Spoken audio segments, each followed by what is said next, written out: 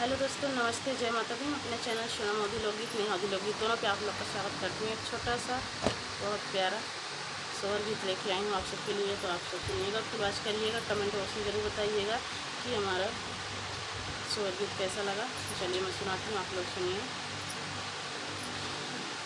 जेठे बैसाख के महीनवा पसीनवा से व्याकुल, पसीनवा से व्याकुल हो राजा बाहर बंगला छावा दूनहु जाने रहा बई दूनहु जाने रहा बई हो राजा बाहर बंगला छावा दूनहु जाने रहा बई दूनहु जाने रहा बई हो।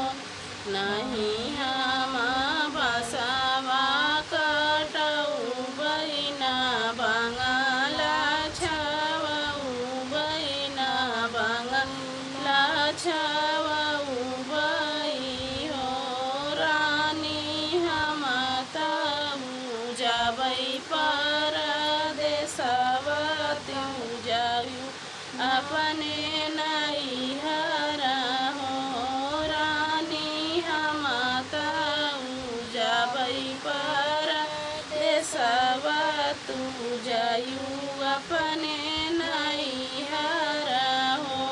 नहीं मोरे भैया भतीजवा नैहर में मैया नैहर में मैया हो राजा भौजी तय सभी सब लाई कर जवा मोरे सालई कर जवा मोरे सालई हो राजा भौजी तय सभी सब लाई कर जवा मोरे सालई कर जवा मोरे सालई हो रानी